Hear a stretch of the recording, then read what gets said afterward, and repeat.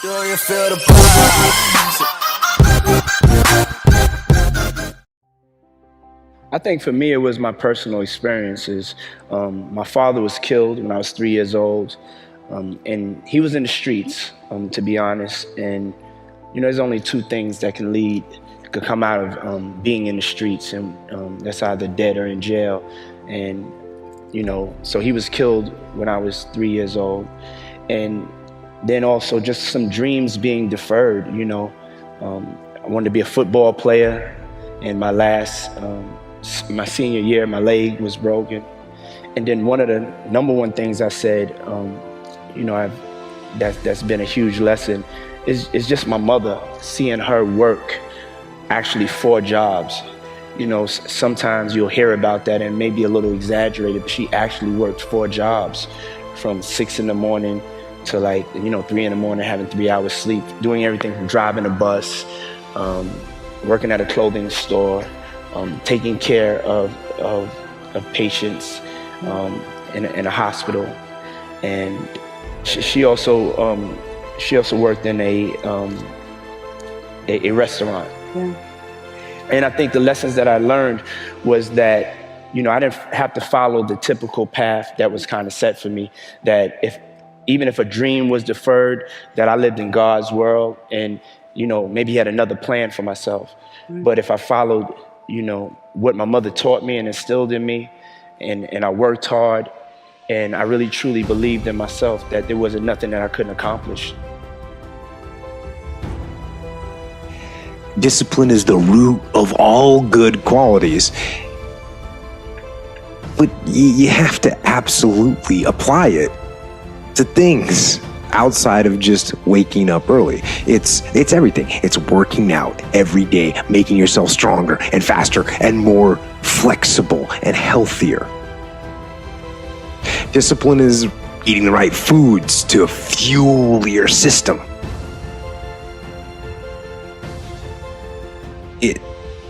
It's about disciplining your emotions so you can make good decisions.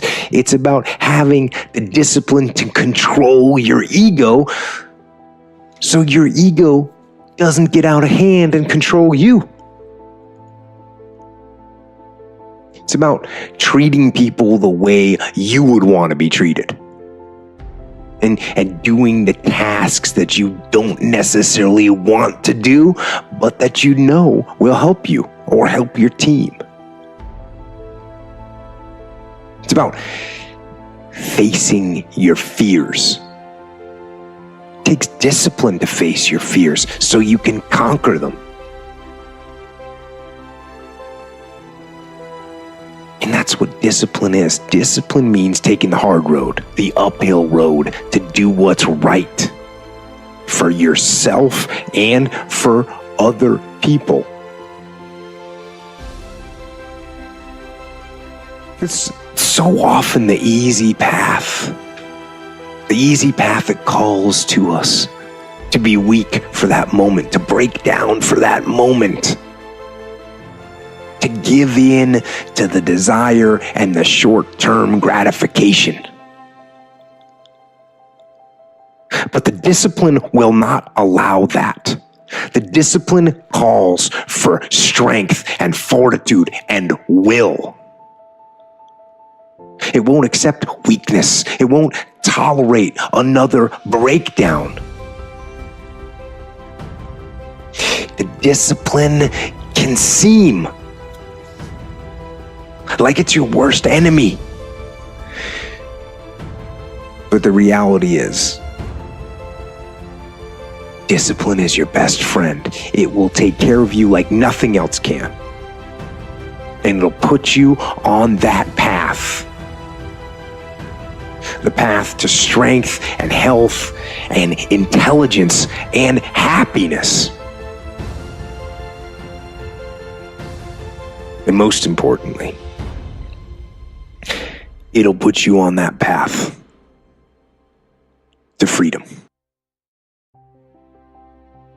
Well, I think the one thing that discipline definitely does help you with is it helps you get things done.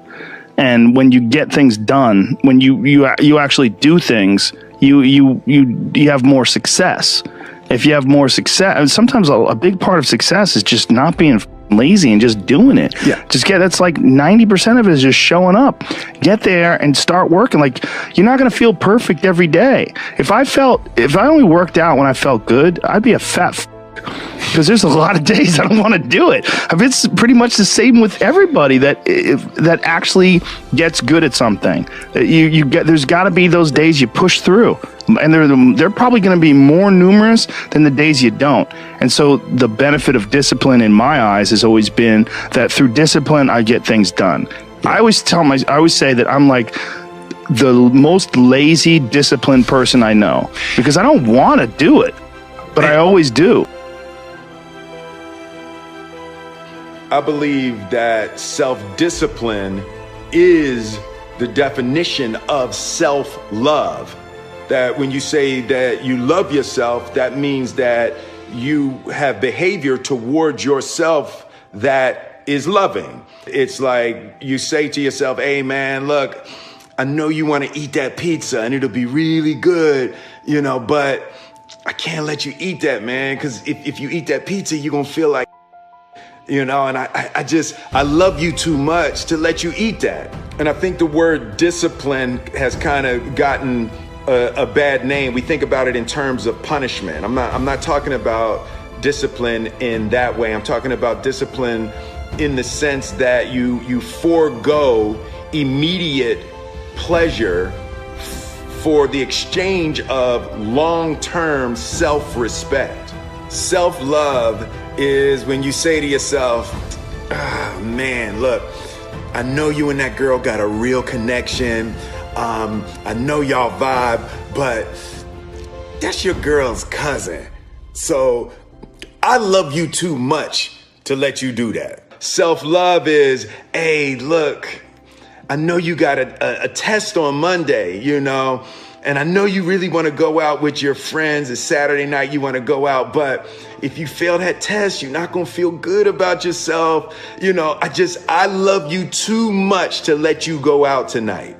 Self-discipline is self-love. If you want to be happy, you have to love yourself, which means you have to discipline your behavior. The road to sustained happiness is through disciplining your behavior. Today I want to share just one simple thought that comes from the Roman Emperor Marcus Aurelius. Aurelius ruled Rome from 161 to 180 AD, and he's considered to be the last of the 5 good emperors, but he's also considered to be one of the most important Stoic philosophers. And his book Meditations, which is considered to be one of the most important texts in Stoic philosophy, contains a passage that has a lot to say about self-discipline, and I think it might even be the foundation of self-discipline. So in book 5 of Meditations, Aurelius writes, "At dawn, when you have trouble getting out of bed, tell yourself, I have to go to work as a human being. What do I have to complain of if I'm going to do what I was born for, the things I was brought into the world to do? Or is this what I was created for, to huddle under the blankets and stay warm? But it's nicer here. So you were born to feel nice instead of doing things and experiencing them? Don't you see the plants, the birds, the ants and spiders and bees going about their individual tasks, putting the world in order as best they can? And you're not willing to do your job as a human being? Why aren't you running to do what your nature demands? But we have to sleep sometime." Agreed, but nature set a limit on that, as it did on eating and drinking. And you're over that limit. You've had more than enough of that, but not of working. There you're still below your quota. You don't love yourself enough, or you love your nature too and what it demands of you. People who love what they do wear themselves down doing it. They even forget to wash or eat. Do you have less respect for your own nature than the engraver does for engraving, the dancer for dance, the miser for money, or the social climber for status? When they're really possessed by what they do, they'd rather stop eating and sleeping than give up practicing their arts. He's telling you to respect your choice of path in life enough that you consider it to be your very nature, to be instinct. Just as spiders and bees and ants get up every day and are driven by their instincts, so should you be driven by the actions that are demanded by your goals. If yesterday you decided you wanted to get up early so you could work on your goals, but now you're lying in bed and you feel all comfortable and you don't want to get up, then you need to focus your mind on your nature, on the path you've chosen, and let that override your current desire. Other aspects of the art of gaining self-discipline, like exercises for building grit or systems that commit you to things ahead of time, are important, but they take a back step to this one key insight. For Marcus Aurelius, respecting your work as your very nature and tailoring your decisions and actions in accordance with that was the most important part of building discipline. My parting thought for this short video is to figure out why you're doing what you're doing. What's the reason for it? And once you figure that out, consider that work to be your very nature as a person and tailor your actions towards that. There's a bunch of people that will say, yeah, well, I have a family, so, it's a great idea for you to just go out there and go crazy. I have people to support. You need to listen. Stop saying that. Stop saying any of those things. Every single person who has ever done anything worthwhile or exceptional or difficult or extraordinary, anyone, whether it's great artists or authors or mathematicians or whatever the it is, everyone encounters difficulties. There is no easy road. It does not exist. It is impossible. Everyone has issues. If you have time to pursue a hobby, if you have time to do anything in your life, you can better yourself. And here's one way you never better yourself. When you come up with excuses for why other people are successful and you're not. That is dangerous. When you give yourself an escape, yeah, well, that's easy for you to say, you do this, you do. Trust me, everybody has a hard road. I wanted to jump out a window several times during my young life. I wanted to jump in front of a train, just end it because it's too much pressure. Not really, but you know what I'm saying, theoretically. We all go through hard times. We all go through depression. We all go through doubt and moments in your life where it's really difficult and you're trying to figure out what the your path is going to be. It's hard as shit, but that is what makes you a person. And those difficult moments are what build your character.